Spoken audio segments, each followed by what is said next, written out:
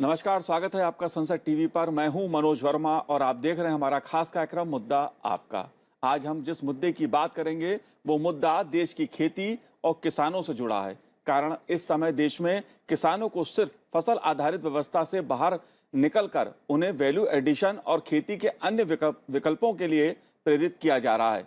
इसकी एक वजह यह भी है क्योंकि देश के 80% किसान छोटी जोत वाले हैं, उनके पास 2 हेक्टेयर से भी कम भूमि है। वैसे जलवायु परिवर्तन के चलते उभर रही नई नई चुनौतियों का मुकाबला करने के लिए कृषि अनुसंधान पर सरकार खास जोर दे रही है। हाल ही में प्रधानमंत्री नरेंद्र मोदी ने देश के किसानों को 35 विशेष किस्म की फसलों की सौगात दी। सरकार का लक्ष्य देश के किसानों को आर्थिक दृष्टि से मजबूत करना है और इसके लिए सरकार ने तरह तरह की योजनाएं शुरू की हैं। परंपरागत खेती से आगे निकलकर कैसे खेती में किया जा सकता है वैल्यू एडिशन और समय के साथ खेती के पुराने तरीकों में बदलाव क्यों है जरूरी। आज इन्हीं सवालों के साथ मुद्दा आपका में बात करेंगे। खास मेहमानों के साथ इस पूरे विषय को समझने की कोशिश करेंगे कि आखिर एक किसान अपनी आय को कैसे बढ़ा सकता है।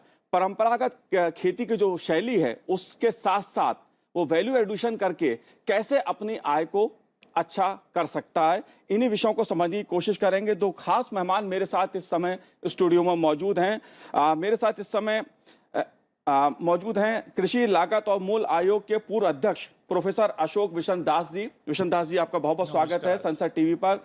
साथ ही हमारे साथ इस समय मौजूद हैं Indian chamber of food agriculture के एमजे खान साहब। एमजे खान साहब, आपका बहुत बहुत स्वागत है। दोनों खास मेहमानों से मैं जो इसके पहलू हैं उन्हें समझने की कोशिश करूंगा।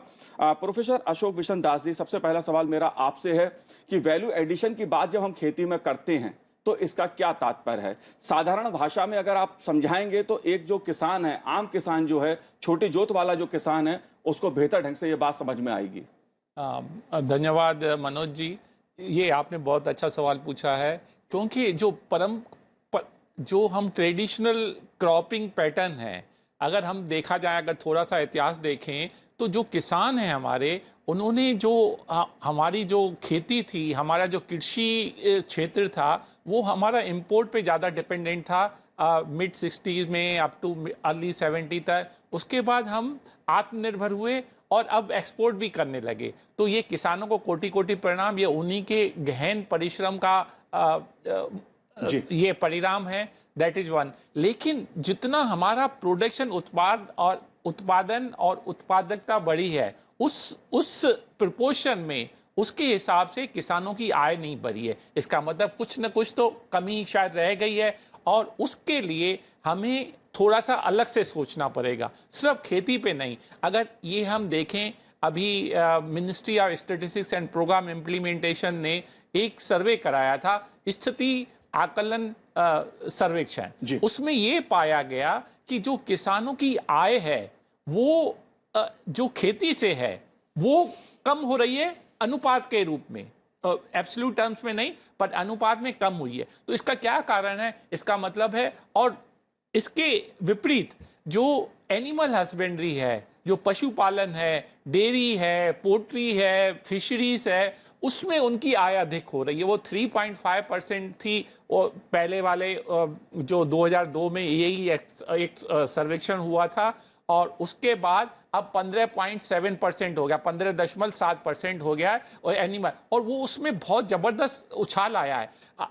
तो इससे हमें ये संकेत मिलता है, स्पष्ट संकेत है कि किसानों को सिर्फ जो परंपरागत खेती है उससे हटके पशुपालन पे भी ध्यान देना चाहिए, और भी तरह। अब मैं इसमें एक उदाहरण दूंगा। मैंने गुजरात में भ्रमण किया, वहां पाया कई किसान ऐसे हैं कि सौर ऊर्जा के लिए अपने खेतों के बीच में एक सौर वृक्ष लगा देते हैं 12 फीट की ऊंचाई पे, और वो ऐसे 1 एकड़ में 500 वृक्ष लगा सकते हैं और वो फिर बिजली बेचते हैं। तो ये स्वच्छ ऊर्जा भी है, एक उदाहरण है जो परंपरागत खेती से हटके और भी काम किया जा सकता है। एक जस्ट एक उदाहरण है। तो इससे किसानों की आय तो बढ़ेगी, उसमें कोई संदेह नहीं है। उससे एक और फायदा होगा, हम विश्व स्तर पे एक फ्रंट रनर बनेंगे जो स्वच्छ ऊर्जा के लिए। अभी हमारी जो ऊर्जा है, जो क्लाइमेट और एनवायरनमेंट के अगर परिप्रेक्ष्य में देखें तो वो स्वच्छता नहीं है।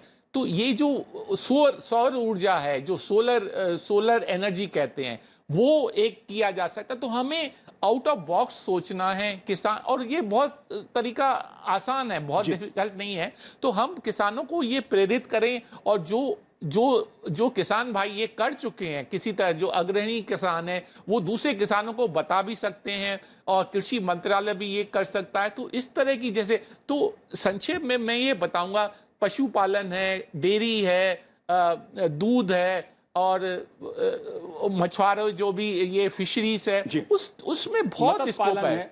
जी, उसमें बहुत स्कोप है, उससे किसानों की आय दोगुनी क्या, उससे भी अधिक हो सकती है। डॉक्टर एमजे खान जी, एक साधारण किसान जिसके पास 2 हेक्टेयर जमीन है या उससे भी कम है, अगर वो वैल्यू एडिशन करके अपनी आय को बढ़ाना चाहे तो कैसे कर सकता है?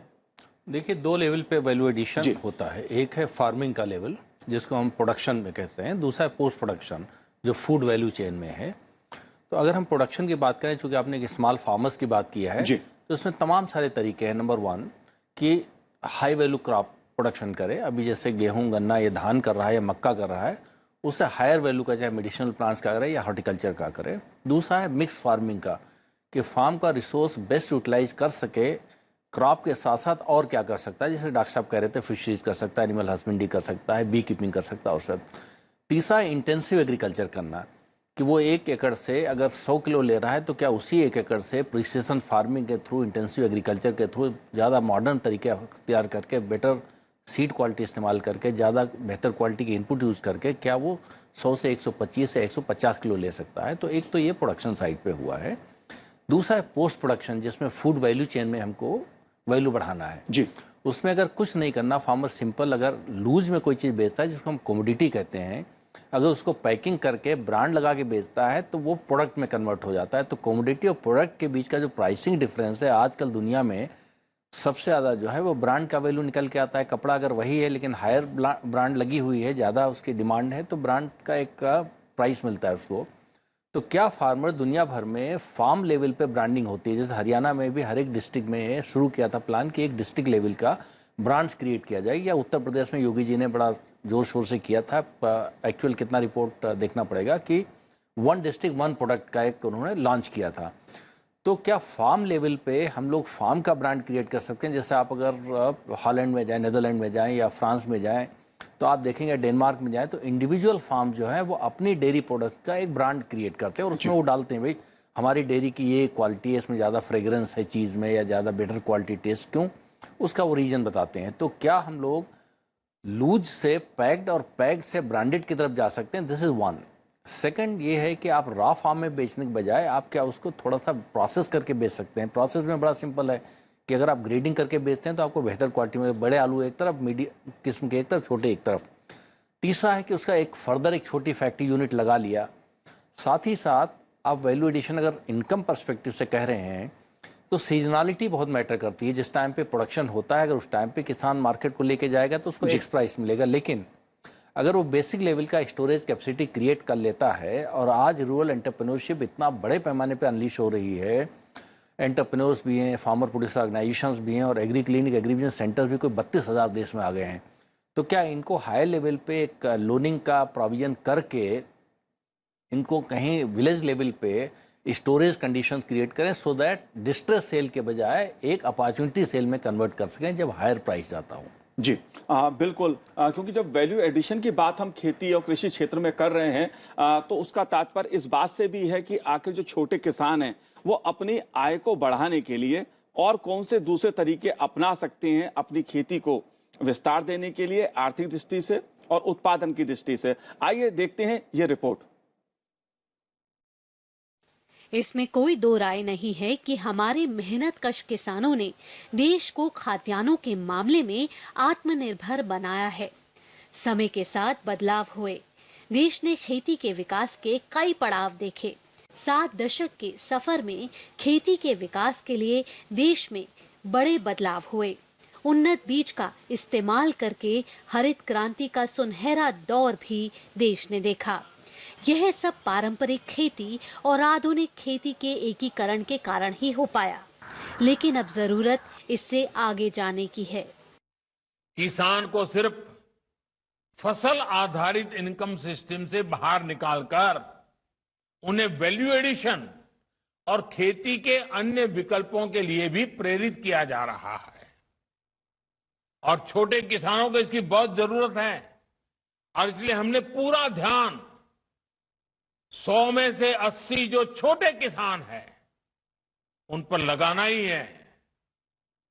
और हमारे किसानों के लिए इसमें पशुपालन और मत्स्य पालन के साथ साथ मधुमक्खी पालन, खेत में सौर ऊर्जा उत्पादन, कचरे से कंचन यानी इथेनॉल, बायोफ्यूल, ऐसे विकल्प भी किसानों को दिए जा रहे हैं। पुरानी खेती की देश को जरूरत है, लेकिन खेती में क्यों वैल्यू एडिशन की मांग लगातार हो रही है, ये क्यों जरूरी बन गया है, इसको समझना बेहद अहम है। दरअसल अब देश के मेहनती किसानों को मांग के मुताबिक फसलों की पैदावार पर ध्यान देने की जरूरत है। जानकारों का मानना है कि फसलों का उत्पादन कम करके ज्यादा मांग वाली फसलों पर ध्यान दिया जाए। किसानों के पास अब नए जमाने की तकनीक है, बदलाव जरूरी है। किसानों को परंपरागत फसलों के अलावा वैकल्पिक खेती फसलों की तरफ रुख करके कम लागत में खेती से मुनाफा हासिल करने की तरफ बढ़ाना होगा। खेती के अलावा पशुपालन, मत्स्य पालन, मधुमक्खी पालने जैसे आय के स्रोत बढ़ाने के वैकल्पिक साधनों पर ध्यान दिया जाना अब वक्त की जरूरत बन गया है। ब्यूरो रिपोर्ट, संसद टीवी। जाहिर तौर पे समय की यह मांग है कि जो किसान भाई हैं वो अपनी आय को बढ़ाने के लिए और अपने कृषि उत्पादन को बेहतर बनाने के लिए और भी जो सरकार की योजनाएं हैं उनका उपयोग करें। जो परंपरागत शैली रही है कृषि की, खेती की, उसको छोड़कर दूसरे तौर तरीके भी अपनाएंगे तो उनकी आर्थिक आय भी बढ़ेगी, उससे उनका लाभ भी होगा। डॉक्टर विनोद कुमार सिंह, निदेशक CRI DA हमारे साथ जुड़ चुके हैं। डॉक्टर विनोद कुमार सिंह जी, स्वागत है आपका संसद टीवी पर। मैं आपसे समझना चाहूंगा, जब हम वैल्यू एडिशन की बात करते हैं तो वैल्यू एडिशन को एक छोटा किसान किस तरह इसका अपना सकता है, कैसे वो अपनी आय बढ़ा सकता है, क्योंकि उसके पास छोटी जोत का किसान है वो। देखिए, वर्तमान में भारतीय पूरे कृषि का प्रारूप अगर हम देखते हैं तो लगभग 86% किसान हैं जो छोटे और मझोले किसान हैं जी, जिनकी कुल जोत 1 हेक्टेयर मतलब 2.5 एकड़ से कम है। इसमें भी 60% किसान ऐसे हैं लगभग जो कि जिनकी जोत 1 एकड़ से कम है। तो हमारे सामने एक बहुत बड़ा ये चैलेंज है कि इनकी आमदनी कैसे बढ़ाई जाए। इसके ऊपर काफी पिछले 1 दशक के दौरान कार्य किया गया और यह पाया गया कि इन किसानों की आमदनी 2 गुना करने का एक सबसे आसान तरीका है समन्वित कृषि प्रणाली, इंटीग्रेटेड फार्मिंग सिस्टम जिसको कहते हैं। उसमें केवल खेती, जो हमारे माननीय प्रधानमंत्री जी भी बोल रहे हैं वो सत्य है कि खेती के अलावा बाकी विकल्प, उसके साथ दूसरे इंटरप्राइज को जरूर रखने की जरूरत है, चाहे वो बागवानी हो, चाहे वो दुग्ध उत्पादन हो, चाहे वो मधुमक्खी पालन हो, चाहे वो मशरूम की खेती हो, चाहे वो हमारी मछली की खेती हो। ये सारी चीजों को एक साथ पहले तो लाने की जरूरत है। और हम लोगों ने पाया है कि एक किसान जो कि धान गेहूं का अगर 1 हेक्टेयर 2.5 एकड़ में खेती करता है तो वह अधिकतम आमदनी करीब 50 से 60 हजार रुपए का शुद्ध मुनाफा पाता था जी। जब हमने इन अवयवों से केवल गाय भैंस के साथ अच्छी खेती करना या गाय के साथ करना शुरू किया तो मैंने देखा कि वह आमदनी 50 से 60 हजार से बढ़ के करीब 1.5 लाख रुपए हो। अगर उसको और हम लोगों ने देखा कि अगर इसी के साथ उनको समन्वित कृषि प्रणाली में और भी चीजें जैसे सब्जी उत्पादन की तरफ जब हम चले गए तो आमदनी 2 लाख से ऊपर चली गई और किसान को वर्ष भर रोजगार मिला, आमदनी बढ़ी। और इसके फायदे दूसरे भी हैं, जैसे कि खेती के छोड़ के लोग शहरों की तरफ, उसमें किसान को जो रोजगार मिलेगा, आमदनी बढ़ेगी तो शहर की तरफ पलायन नहीं करेगा। अब बात आपने पूछी है कि इनकी वैल्यू एडिशन की बात, तो वैल्यू एडिशन बहुत बड़ी हाई फाई तकनीक के ऊपर हमें नहीं जाना चाहिए। मैं तो कहता हूं कि एक किसान है जिसके घर पे अगर दूध होता है तो दूध से दही बनाकर, घी बनाकर हम उसी आमदनी में इजाफा करते हैं। एक मैं उदाहरण देता हूं, जब मैं पूसा संस्थान में कार्य कर रहा था, तो जो भी फसल अवशेष हमारे पास होते थे, हमारे 1 एकड़ के खेत में, बस उस फसल अवशेष को एक 20 बाई 15 का एक घर में एक कई तह का हमने बनाया एक फ्रेम, और उसमें हमने मशरूम की खेती शुरू की जी। और वो जो फसल अवशेष है, जो कि किसी काम नहीं लोग जला देते हैं, उन्हीं को उपयोग में करके हमने उस छोटे से एक घर से, एक छोटे से कमरे से साल में लगभग 1 लाख के आसपास शुद्ध मुनाफा प्राप्त किया। वह किसान के लिए इस तरह की चीजें बहुत ही लाभदायक होंगी। और वैल्यू एडिशन क्या है कि मशरूम की खेती तो हुई ही, उसके साथ जो हमारा फसल अवशेष है सड़ के एक अच्छी खाद बन गया, और वह खाद बाजार में बिक सकती है, जिसकी कीमत गोबर की खाद अगर 1 रुपया है तो उसकी कीमत 2.5 से 3 रुपया कम से कम होगी जी। वह हर जगह बिकती है, बहुत लाभदायक, न्यूट्रिएंट युक्त होती है, किसान के खेत में भी यूरिया और बाकी खादों की डालने की जरूरत नहीं होती है। तो हम कई एंगल से देखते हैं कि आमदनी कैसे बढ़े उसकी, वो इंटीग्रेटेड फार्मिंग में। दूसरा ये है कि जो मशरूम है, मशरूम को हमने पाया है कि केवल मशरूम एक तो बाजार में बेच देना, दूसरा उसको मशरूम का अचार, मशरूम का प्रिजर्वेशन करके उन क्षेत्रों में, जैसे जहां गर्मी वाले क्षेत्र हैं, जहां मशरूम नहीं होता है, अगर आप देखें कि हैदराबाद में मशरूम का वही 1 किलो का पैकेट 300 रुपया किलो बिकता है, जो दिल्ली या उसके आसपास 125 से 150 रुपया किलो बिकता है।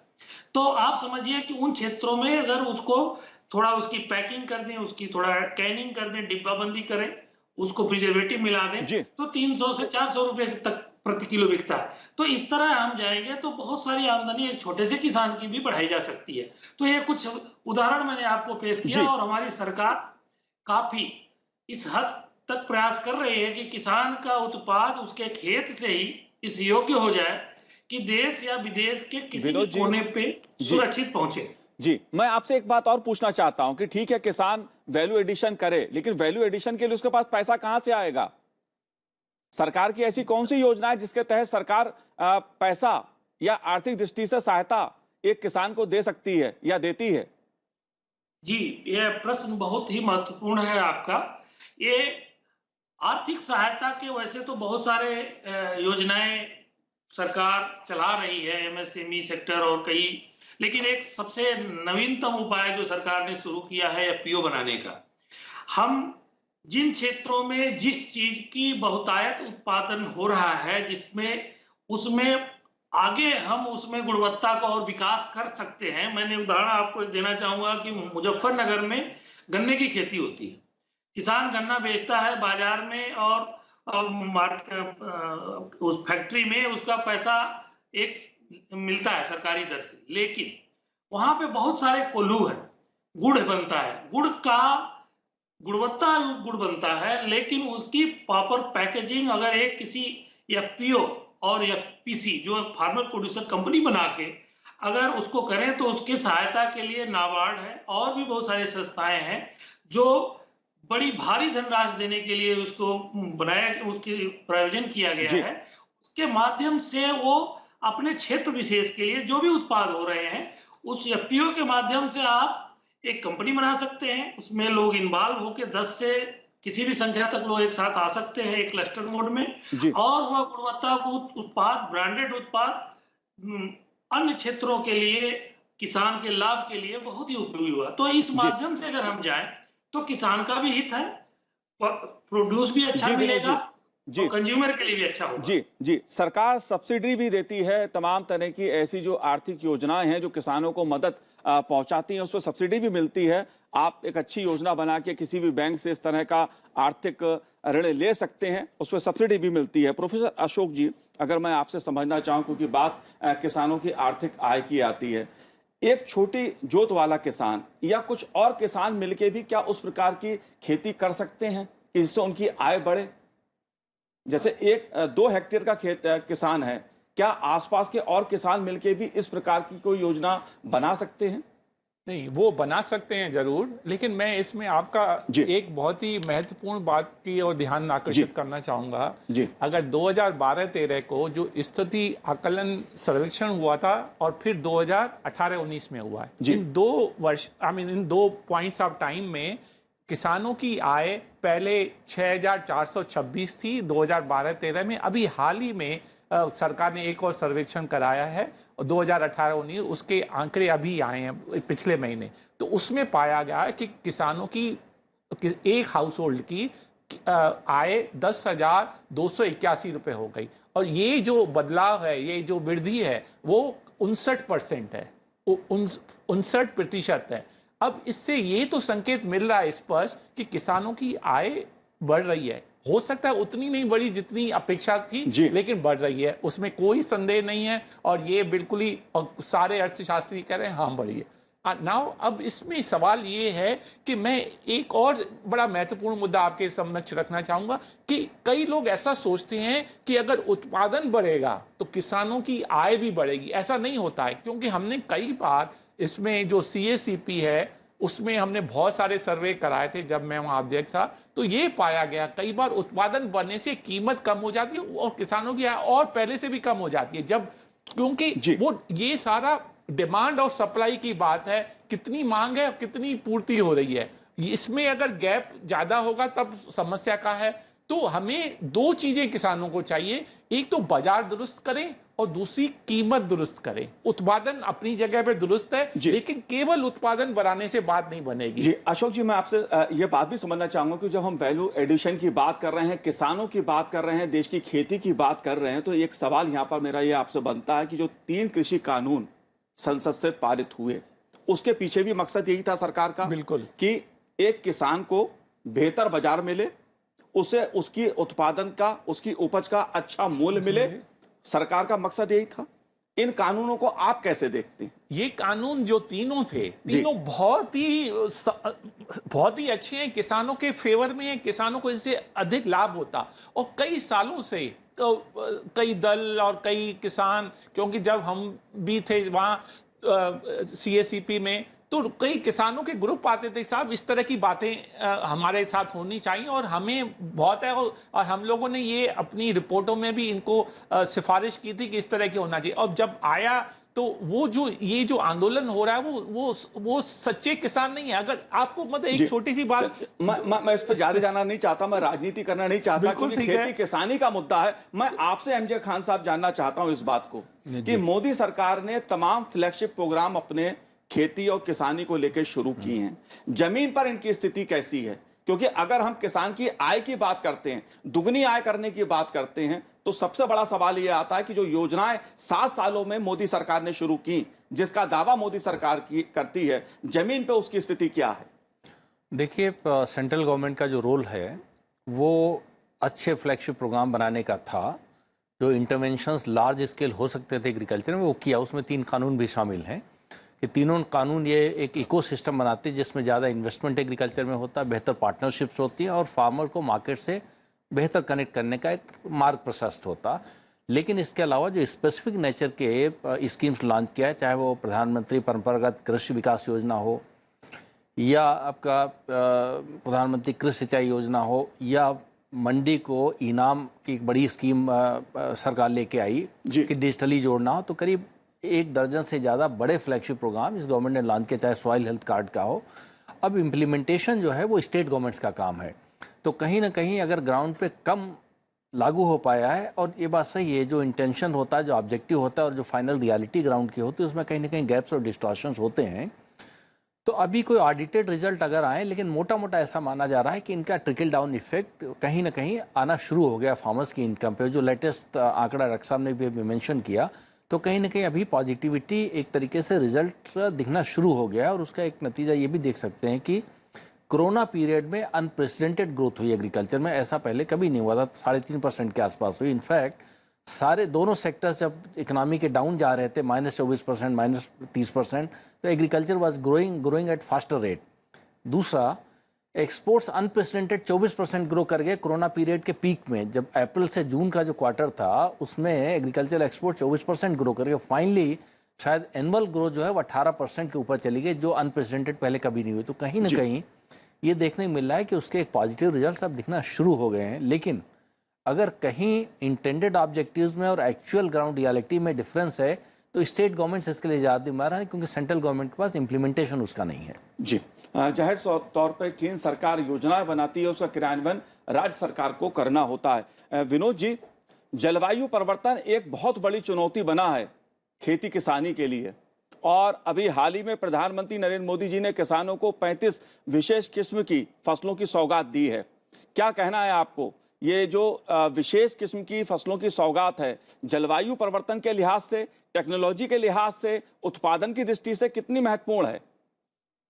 देखिए, मैं सबसे पहले तो ये बताना चाहूँगा कि जलवायु परिवर्तन केवल एक कहावत या बात नहीं रह गई है, ये वास्तव स्थिति इसकी हम लोगों के सामने दिखने लगी है।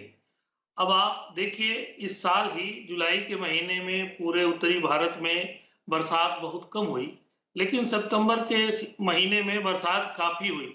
इसका कुप्रभाव क्या है कि हमारी जो फसल जो हम मई या जून में लगाते थे, चाहे वो बाजरा हो, चाहे ज्वार हो, चाहे मक्का हो, अगर वो सितंबर में पक जाती है और उस समय बरसात हो तो सारा बेकार हो जाएगी। ये एक उदाहरण मैं आपको छोटा दे रहा हूँ। इसके अलावा जलवायु परिवर्तन में साइक्लोन है, जलवायु परिवर्तन में हीट वेव है, गर्मी तेज गर्म हवाओं की बात है, कोल्ड वेव है, पहाड़ों में आ रहा है, जलवायु परिवर्तन में फ्लड की सिचुएशन है, जो बाढ़ की स्थिति है, सूखाग्रस्त, बहुत सारी परिस्थितियां हैं। वो हम सारे लोग चारों तरफ देख रहे हैं, और उसके ऊपर पूरे देश में एक भारत सरकार का जलवायु परिवर्तन के ऊपर एक प्रोग्राम है जिसको निकरा कहते हैं, सहयोग से हमारे संस्थान के द्वारा पूरे देश में चलाया जा रहा है। हम लोगों ने ये देखा कि गांव में छोटी छोटी चीजों को, उसमें एक वैरायटी भी एक महत्वपूर्ण है, उसमें 32 प्रजातियां उसके लिए विकसित की गई हैं, और प्रधानमंत्री जी ने जो उस दिन रिलीज की है उससे संदर्भ में ही है। इनका क्या रोल है कि जो जलवायु परिवर्तन जहां जिस परिस्थिति में हो रहा है, उस परिस्थिति को देखते हुए उस परिस्थिति से सामंजस्य बना के उत्पादन ले सके। जैसे उदाहरण के तौर पे एक प्रजाति है स्वर्णा सबवन धान की, मैं एक उदाहरण ले रहा हूँ, वो उसमें नहीं थी, लेकिन वो बाढ़ वाले क्षेत्रों में अच्छा काम करेगी। हम इसी तरह कई जगह पे प्रजातियां चने की है, मटर की है, ज्वार की है, बाजरा की है। ये प्रजातियां क्या है, कम पानी में बिना बरसात के अगर 20 दिन भी सूखा पड़ गया बीच में तो उसमें भी काम कर जाती हैं। तो ये एक महत्वपूर्ण पहलू है खेती का कि अगर बीज अच्छा है तो सब अच्छा होगा और वो जलवायु के साथ मैच कर जाए।